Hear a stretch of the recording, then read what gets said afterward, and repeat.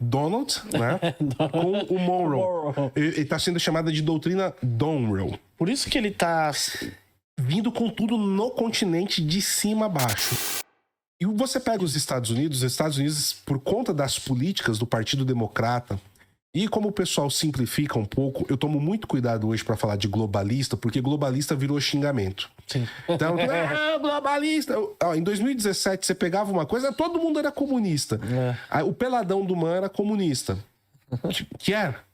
Mas aí, hoje é globalista. E aí, assim, o pessoal usa isso na informação. Vai moldando. Não, os comunistas não é mais problema. Não, vamos conversar aqui com os comunas, porque eles são nossos aliados de momento. O problema agora é os globalistas, essa confusão ideológica. Quando, na verdade, são tudo revolucionários.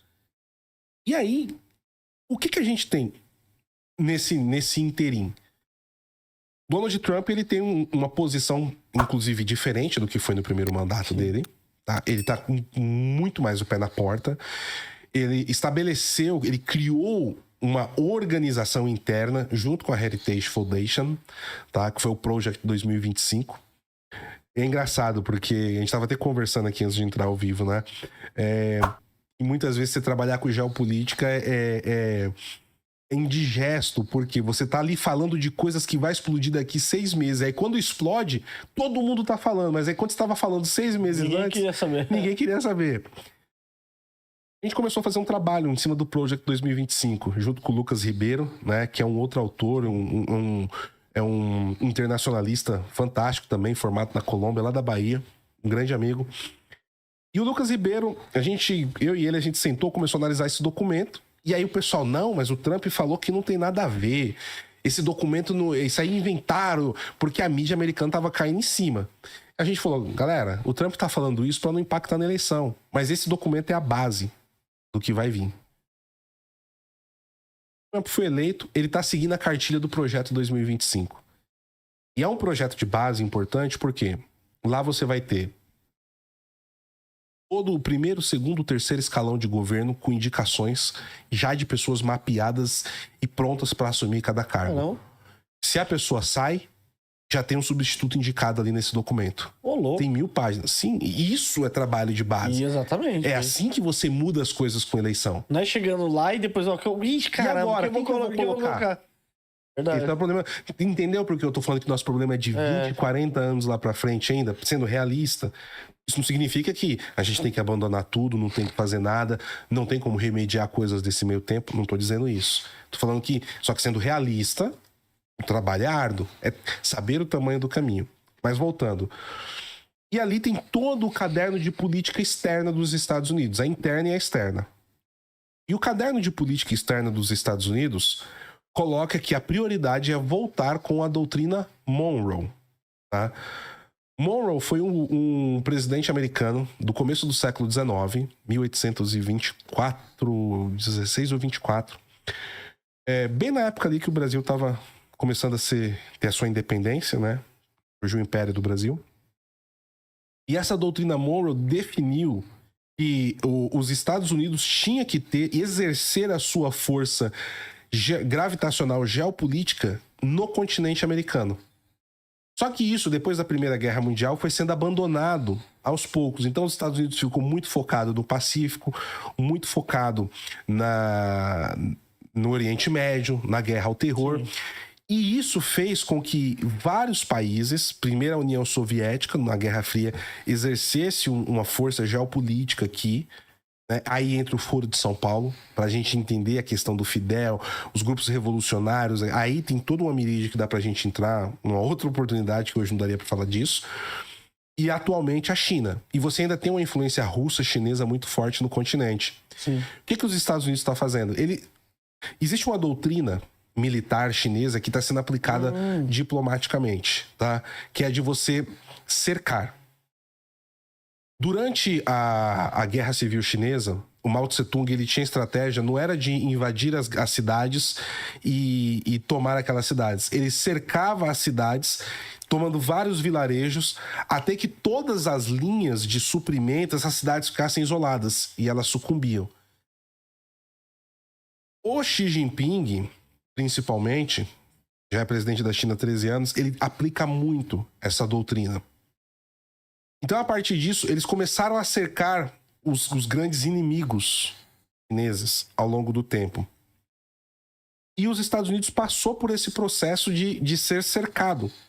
Quando você olha como o Foro de São Paulo estava atuando, exatamente como um longa-manos de interesses do Partido Chinês, onde a China dava garantia principalmente financeira e a Rússia da pólvora. Eu tenho tudo isso no livro do Foro de São Paulo, bem detalhado.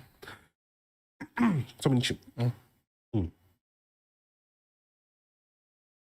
E esse processo estava acontecendo. Então, o que começou a ser estabelecido está sendo chamado dentro dos Estados Unidos de doutrina Monroe, que é uma mistura de Donald, né, com o Monroe. Ele está sendo chamada de doutrina Monroe. Por isso que ele tá vindo com tudo no continente de cima a baixo. No continente americano.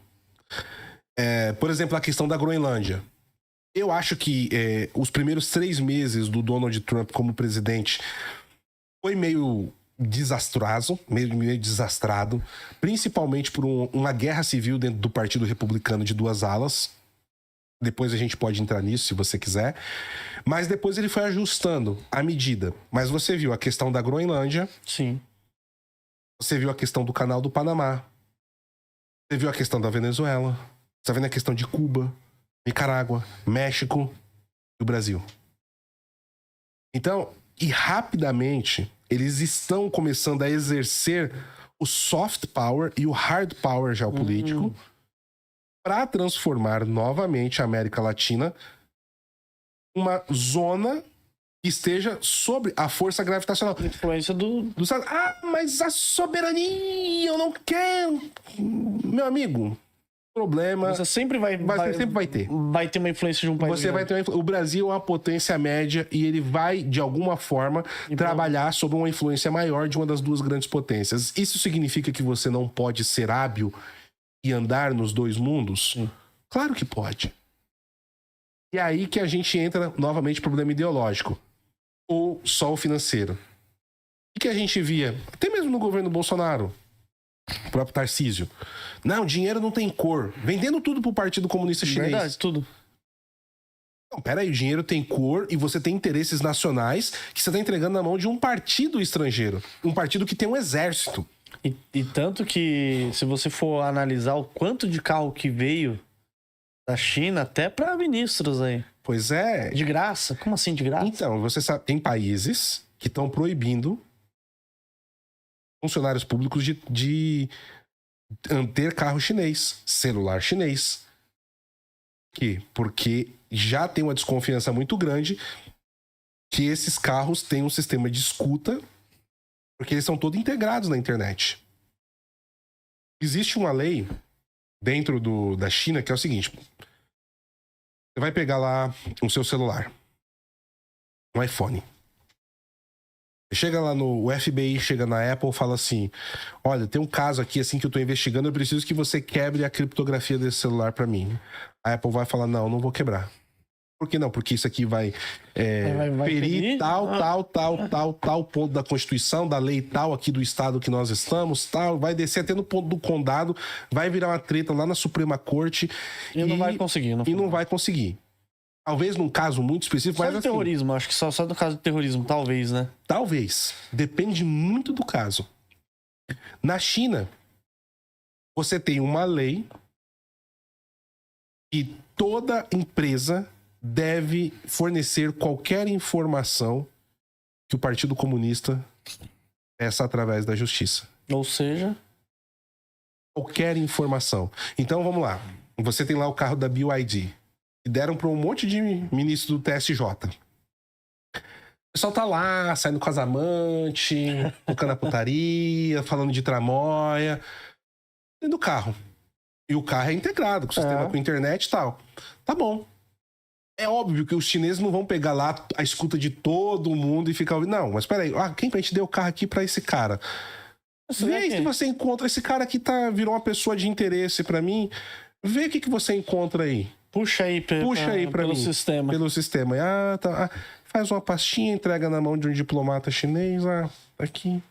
Você, não, a gente vai lá conversar com ele. Vai lá conversar aqui, mostra aqui, tomar café, deixa cair assim um documento, não, entendi. Cara, é assim que funciona o mundo. Principalmente esses países aí, ditadura, eles são especialistas nisso, né? Especialistas nisso. A CEO da Huawei do Canadá, há uns anos atrás, foi presa no Canadá. Caraca. Por conta de espionagem. Desse tipo de coisa. TikTok, todo celular nos Estados Unidos, no Canadá, se eu não estou enganado, no Reino Unido, tem mais alguns outros países que aderiram a isso, não pode ter nenhum celular que seja de uso do trabalho, né, funcional, ele pode ter o TikTok instalado. Sistemas da Huawei não podem ser instalados perto de prédios públicos, por exemplo, em boa parte dos estados americanos em Washington. Nossa, não sabia. Esse tipo de coisa o pessoal não comenta. Então, assim, o que está acontecendo agora na América Latina é justamente essa briga. Então, os Estados Unidos, em 4 meses, Luan, se eu estiver falando demais... Pode ficar à vontade. Tá? Não tem pressa aqui, não. Em 4 meses, o que o Trump está fazendo? E aí, se isso é bom ou ruim, eu deixo para cada um que está ouvindo saber se é bom ou ruim. Eu tô citando os fatos, entre o que eu falei no começo. Se você perguntar a minha opinião, eu vou dar a minha opinião. Mas eu tô falando do que está acontecendo. Então, assim, os Estados Unidos, nesses 4 meses, trouxeram para a esfera de influência, por bem ou por mal. Por bem, Argentina, Paraguai, né? A Bolívia vai cair, mas o Foro de São Paulo já tá fora da Bolívia em 3 meses. Tem que ver quem que vai ganhar ali. Se for o Jorge Tuto Quiroga, provavelmente vai ter uma influência maior, né, de uma visão mais pró-Estados Unidos. O ano que vem tem eleição na Colômbia, também deve cair. Tá? Então você vai vendo, o Lula vai ficando isolado na região. Você tem a República Dominicana que já por hard power, por força, os Estados Unidos trouxeram para o lado deles, que é uma grande aliada do chavismo, a República Dominicana. A Guiana, para se proteger do Maduro que queria invadir o país, já foi para a esfera de influência americana. O México está numa situação muito dúbia, porque é um ativo importante do Foro de São Paulo, mas a pressão de hard e soft power americana está pesando dentro do México. Você tem Trinidad e Tobago, que já se abriu completamente para ser base militar americana para ter uma possível invasão da Venezuela. Curaçao. Então, assim, são vários os países